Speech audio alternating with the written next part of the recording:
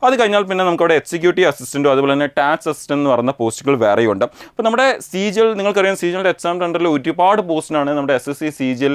അപ്പോൾ നമ്മുടെ ഈ സെൻട്രൽ എക്സൈസ് ഇൻസ്പെക്ടർ എന്ന് പറയുന്ന ആ ഒരു പോസ്റ്റ് നമുക്കത് വരുന്നത് നമ്മുടെ സെൻട്രൽ ബോർഡ് ഓഫ്, ചിലപ്പോൾ അടുത്ത വർഷം വരുന്ന കട്ട് ഓഫ്, പക്ഷേ ലാസ്റ്റ് 2 ഇയർ നമ്മുടെ പാറ്റേൺ മാറിയതിനു ശേഷമുള്ള ഒരു 2 വർഷത്തെ കട്ട് ഓഫ് നമ്മൾ നോക്കുകയാണെങ്കിൽ ഈ ഒരു പോസ്റ്റിലേക്കുള്ള നമ്മൾ ഒരു സൂപ്പറിൻറ്റൻഡൻറ്റ് പോസ്റ്റിലേക്കായിരിക്കും എത്തുന്നത്. അതിനുശേഷം പല റാങ്ക് ഓഫ് കമ്മീഷണേഴ്സിലേക്കായിരിക്കും പിന്നെ നമ്മുടെ പ്രൊമോഷൻസ് പോകുന്നത്. Hi, welcome to എൻട്രിയ.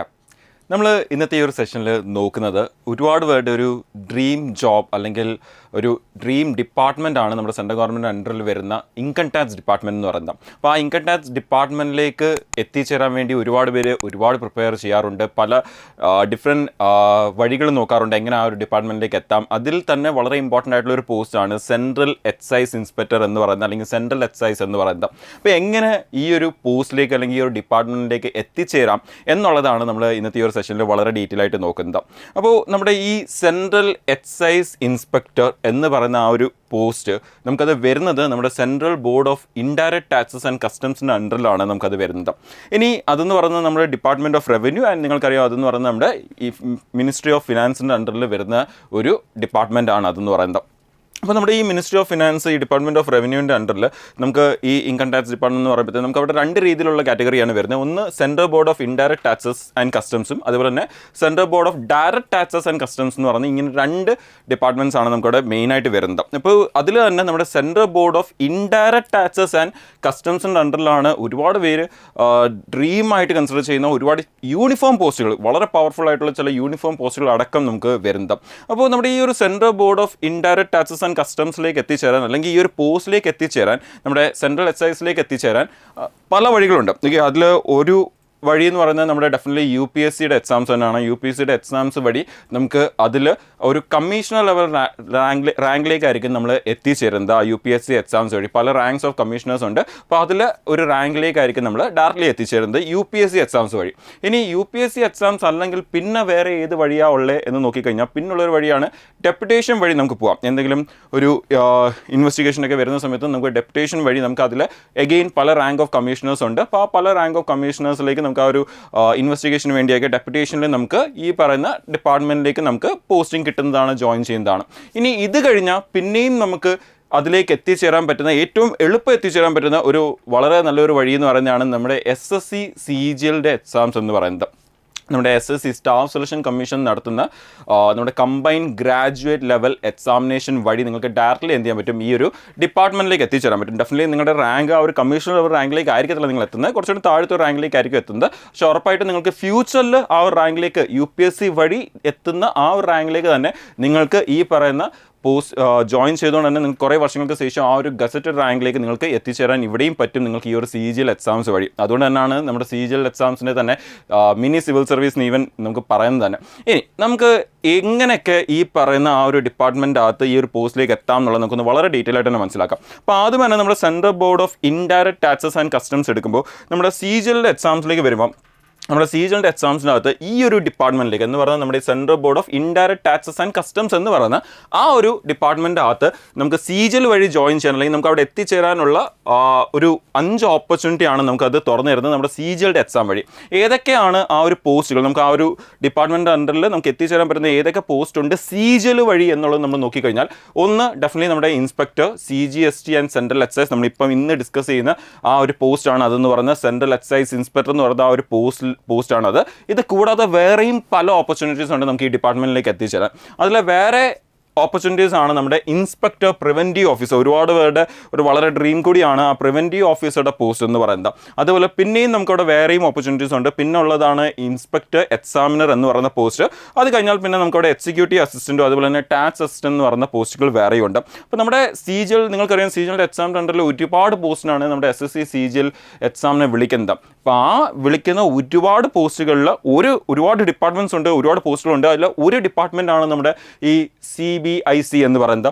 ആ ഡിപ്പാർട്ട്മെൻറ്റ് അണ്ടറിൽ മാത്രം വരുന്ന 5 പോസ്റ്റുകൾ ഒരുമിച്ചാണ് അവിടെ കൊടുത്തേക്കുന്നത്. അതും നിങ്ങൾക്കറിയാം ഇൻഡയറക്റ്റ് ടാക്സസിന് അണ്ടറിൽ വരുന്ന പോസ്റ്റുകളാണ് ഇത് കൂടാതെ ഡയറക്റ്റ് ടാക്സസിന് അണ്ടറിൽ വരുന്ന പോസ്റ്റുകൾ പിന്നെയും വേറെയും ഉണ്ട്.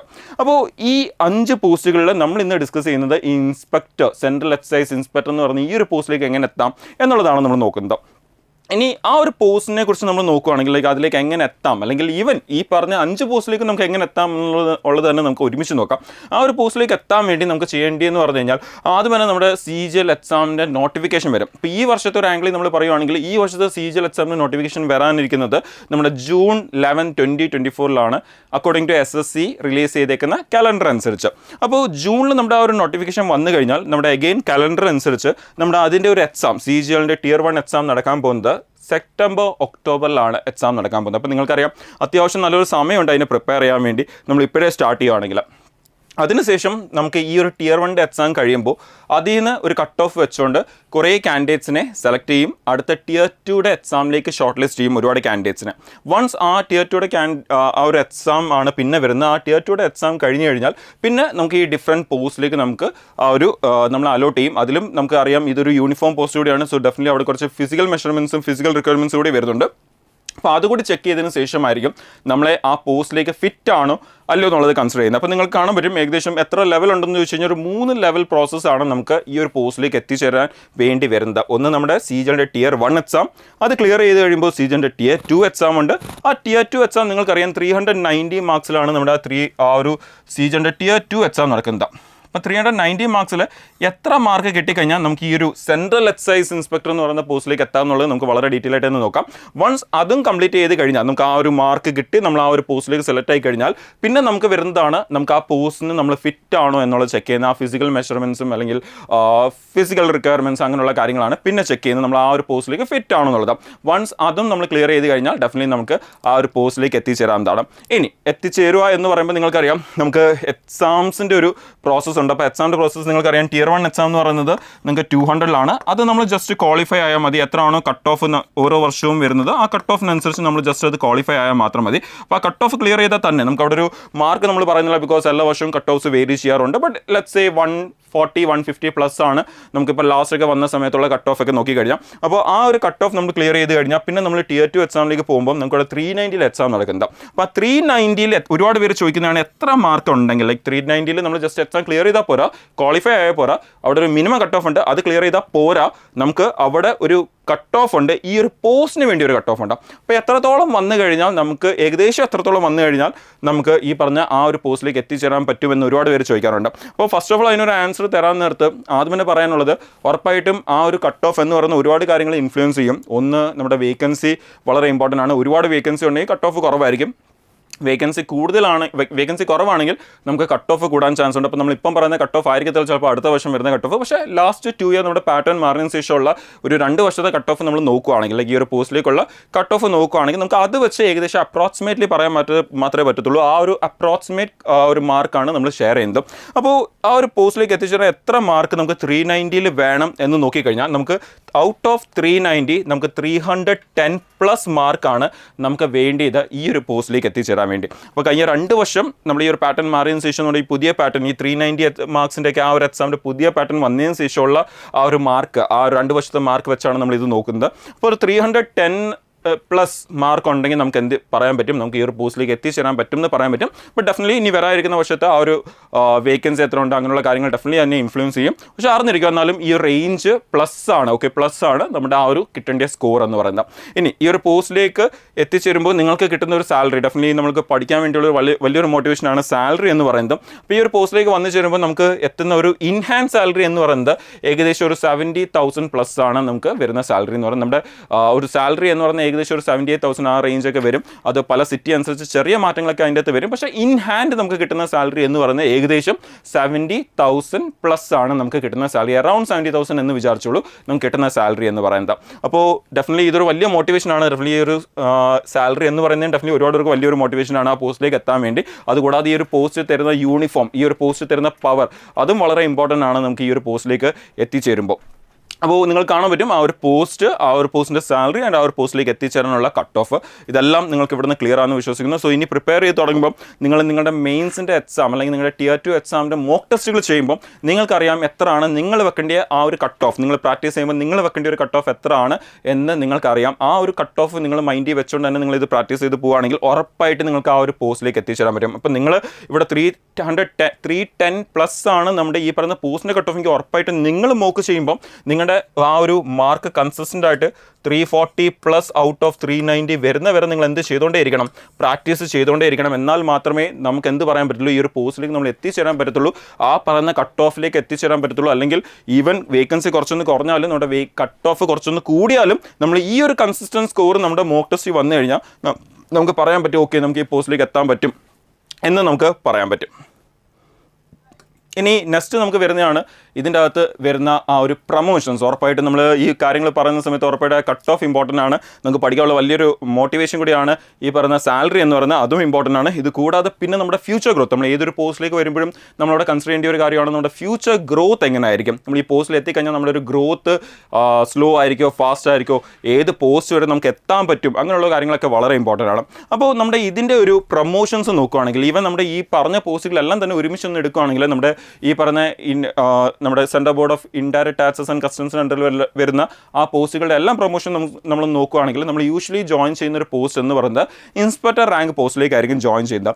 അതിനുശേഷം ആ ഒരു പോസ്റ്റിൽ എത്തിയതിനു ശേഷം കുറേ വർഷങ്ങൾക്ക് ശേഷം ഒരു മോസ്റ്റ്ലി 7 to 8 years ശേഷം നമ്മൾ ഒരു സൂപ്പറിൻറ്റൻഡൻറ്റ് പോസ്റ്റിലേക്കായിരിക്കും എത്തുന്നത്. അതിനുശേഷം പല റാങ്ക് ഓഫ് കമ്മീഷണേഴ്സിലേക്കായിരിക്കും പിന്നെ നമ്മുടെ പ്രൊമോഷൻസ് പോകുന്നത്. ഇപ്പോൾ ഫോർ എക്സാമ്പിൾ നമ്മൾ ഇവിടെ നോക്കുകയാണെങ്കിൽ നമുക്ക് ആദ്യമേ നമ്മൾ ഒരു ഇൻസ്പെക്ടറായിട്ട് ജോയിൻ ചെയ്ത് കഴിഞ്ഞാൽ പിന്നെ നമ്മൾ കുറച്ച് വർഷങ്ങളുടെ ഒരു ഓഫീസ്, അതിനുശേഷം നമ്മൾ assistant commissioner, deputy commissioner, joint commissioner, additional commissioner, and നമ്മൾ ഫൈനലി എത്തിച്ചേരുന്ന പോസ്റ്റാണ് കമ്മീഷണർ എന്ന് പറയുന്ന പോസ്റ്റ്. അപ്പോൾ നിങ്ങൾക്ക് കാണാൻ പറ്റും ആദ്യത്തെ ഒരു എന്താ പറയുക 7 to 8 years. ഇപ്പോൾ സെൻട്രൽ എക്സൈസിന് തന്നെ നമ്മൾ എക്സാക്ട്ലി എടുത്ത് പറയുകയാണെങ്കിൽ ആദ്യമേ നമ്മളൊരു 7 to 8 yearsൻ്റെ അകത്ത് നമ്മൾ ഒരു സൂപ്പറിൻറ്റൻഡൻറ്റ് പോസ്റ്റിലേക്ക് അതായിരിക്കും എത്തുന്നത്.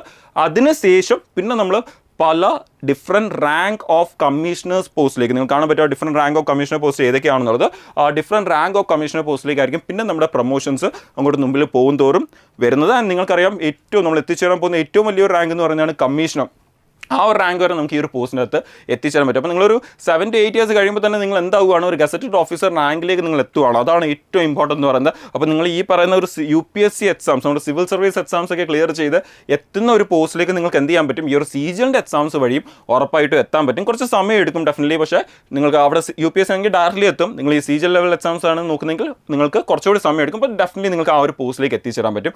നിങ്ങൾക്കറിയാം ഒരു പോസ്റ്റിൻ്റെ പവറും യൂണിഫോമും ഒക്കെ തരുന്ന ആ ഒരു പവർ എത്രത്തോളമാണ്, റാങ്ക് എത്രത്തോളമാണ് എന്നുള്ളത് നിങ്ങൾക്ക് എല്ലാവർക്കും അറിയാം. സോ ഐ ഹോപ്പ് നിങ്ങൾക്ക് ഈ ഒരു സെഷൻ്റെ അകത്ത് സെൻട്രൽ എക്സൈസ് ഓഫീസർ അല്ലെങ്കിൽ ഇൻസ്പെക്ടർ എന്ന് പറയുന്ന ആ ഒരു പോസ്റ്റും അത് കൂടാതെ അതിൻ്റെ കൂടെ തന്നെ വരുന്ന നമ്മുടെ സെയിം ഡിപ്പാർട്ട്മെൻറ്റിൻ്റെ പോസ്റ്റും അതിലേക്ക് എങ്ങനെ എത്തിച്ചേരാം, അതിൻ്റെ ഒരു കട്ട് ഓഫ്, അതിലും സെൻട്രൽ എക്സൈസിൻ്റെ കട്ട് ഓഫ് എത്ര ആയിരിക്കണം, അതിൻ്റെ ഒരു സാലറി എത്രയാണ്, അങ്ങനെയുള്ള കാര്യങ്ങളൊക്കെ തന്നെ നിങ്ങൾക്ക് ക്ലിയർ ആയിട്ട് മനസ്സിലായി എന്ന് വിശ്വസിക്കുന്നു. ഇനി നിങ്ങൾക്ക് ഈ ഒരു പോസ്റ്റിലേക്കൊക്കെ എത്തിച്ചേരാൻ വേണ്ടി പ്രിപ്പയർ ചെയ്യാൻ വേണ്ടി എൻട്രി ഒരുപാട് ബാച്ചുകൾ നിങ്ങൾക്ക് വേണ്ടി ലോഞ്ച് ചെയ്തിട്ടുണ്ട്. അതിൽ തന്നെ നമ്മുടെ CGLന് വേണ്ടി ഡെഡിക്കേറ്റഡ് ബാച്ചുകളുണ്ട്. ആ ഒരു ബാച്ചിൽ നിങ്ങൾക്ക് ജോയിൻ ചെയ്തുകൊണ്ട് പ്രിപ്പയർ ചെയ്യാവുന്നതാണ്. ഈ പോസ്റ്റിലേക്കൊക്കെ എത്തിച്ചേരുന്ന രീതിയിൽ നിങ്ങൾക്ക് നല്ല രീതിയിൽ വളരെ ഒരു എന്താ പറയുക സിസ്റ്റമാറ്റിക് ഓർഡറിൽ തന്നെ പ്രിപ്പയർ ചെയ്ത് നിങ്ങൾക്ക് ആ ഒരു പോസ്റ്റിലേക്ക് എത്തിച്ചേരാൻ പറ്റും. അതിന് സപ്പോർട്ട് എൻട്രി തരുന്നുണ്ട്. നിങ്ങൾക്ക് അതിനെക്കുറിച്ച് കൂടുതൽ ഡീറ്റെയിൽസ് അറിയണമെങ്കിൽ നിങ്ങൾക്ക് ഈ ഒരു നമ്പറിലേക്ക് നമ്മുടെ 8714764666 എന്ന് പറയുന്ന ഈ ഒരു നമ്പറിലേക്ക് നിങ്ങൾ കോൺടാക്ട് ചെയ്യാവുന്നതാണ്. അതുകൂടാതെ നിങ്ങൾ ഒരു ലോങ് ടേം പ്രിപ്പറേഷനാണ് പ്ലാൻ ചെയ്യുന്നത്, ലൈക്ക് ഒരു 1 year സമയം എടുത്തുകൊണ്ട് CGL മാത്രമല്ല, ഇവൻ SSC എക്സാംസ് മാത്രമല്ല, വരുന്ന റെയിൽവേ എക്സാംസും ബാങ്ക് എക്സാംസും എല്ലാം കൂടി ഒരുമിച്ച് ഈവൻ സെൻട്രൽ ഗവൺമെൻറ് എക്സാംസ് എല്ലാം കൂടി നമുക്ക് ഒരുമിച്ച് ഫോക്കസ് ചെയ്യുന്ന ഒരു പ്ലാൻ ഉണ്ട്. നിങ്ങൾക്കൊരു ലോങ് ടേം പ്രിപ്പറേഷൻ പ്ലാൻ ഉണ്ടെങ്കിൽ അതിനുവേണ്ടി എൻട്രി ഒരു സെൻട്രൽ ഗവൺമെൻറ് എക്സാംസിന് വേണ്ടി ഒരു സ്പെഷ്യൽ ബാച്ച് ലോഞ്ച് ചെയ്തിട്ടുണ്ട്. നിങ്ങൾക്ക് അതിനെക്കുറിച്ചുള്ള കൂടുതൽ ഡീറ്റെയിൽസും നിങ്ങൾക്ക് ഈ ഒരു നമ്പറിൽ കോൺടാക്ട് ചെയ്തുകൊണ്ട് തന്നെ നിങ്ങൾക്ക് അറിയാവുന്നതാണ്. സോ ഐ ഹോപ്പ് നിങ്ങൾക്ക് ഈ ഒരു കാര്യങ്ങളെല്ലാം തന്നെ ക്ലിയർ ആയെന്ന് വിശ്വസിക്കുന്നു. സോ ഇതേപോലെ ഇമ്പോർട്ടൻറ്റ് പോസ്റ്റുകളായിട്ടും നോട്ടിഫിക്കേഷൻസ് ആയിട്ടും കൂടുതൽ ഡീറ്റെയിൽസുമായിട്ടും നമുക്ക് വീണ്ടും മീറ്റ് ചെയ്യാം. Thank you.